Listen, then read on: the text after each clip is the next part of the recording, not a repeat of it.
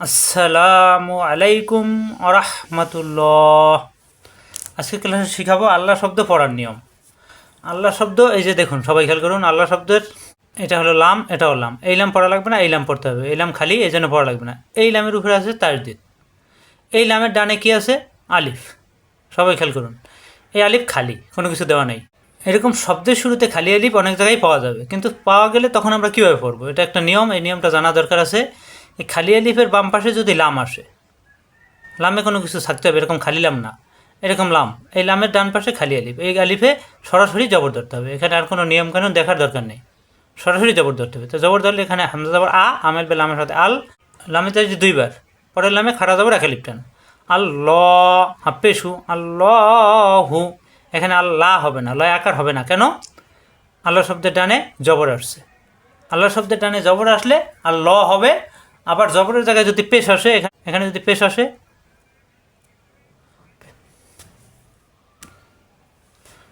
এখানে যদি পেশ আসে তাও এখানে উল্ল এরকম হবে।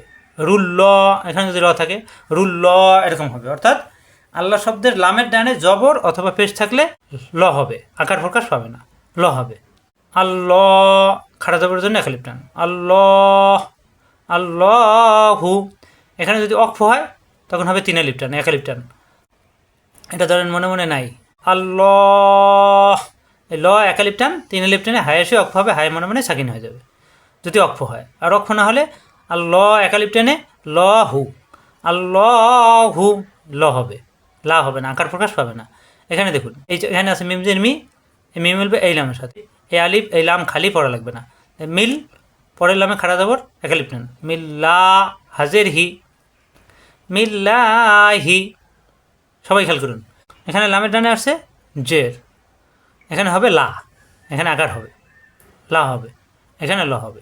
লা আর লয়ের পার্থক্যটা হলো আল্লাহ শব্দের এই লামের ডানে জবর এবং পেশ আসলে ল হবে, আর জের আসলে তখন লা হবে।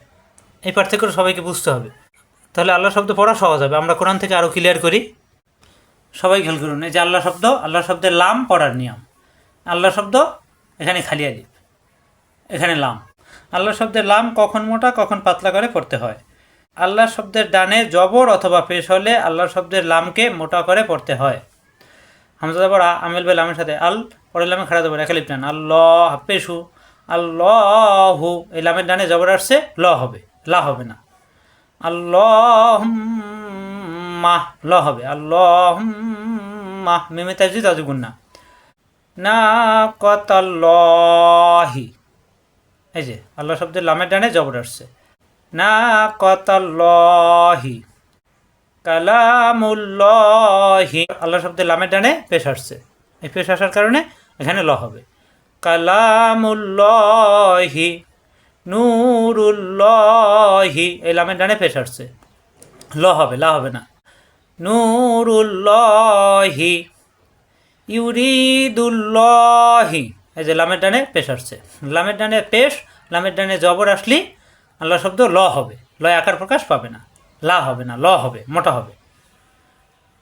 আউযু বিল্লাহি, এখানে কিন্তু ল হয় না, এখানে হয়েছে লা। কারণ কি? আল্লাহ শব্দের লামের ডানে জের আসছে, জের আসলে তখন লয় আকার প্রকাশ পাবে, লা হবে, মোটা হবে না, পাতলা হবে, মোটা হবে না। আউযু বিল্লাহি, এখানে লামের ডানে জের, এই জন্য লা হবে।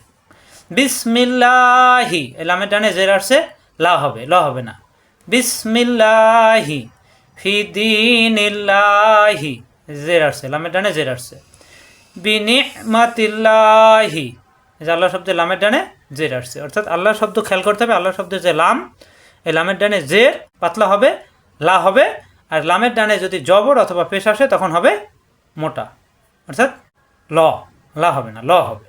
আশা করি বুঝতে পারছেন আল্লাহ শব্দ পড়ার নিয়ম। আজ এ পর্যন্তই। আসসালামু আলাইকুম আ রহমতুল্লাহ।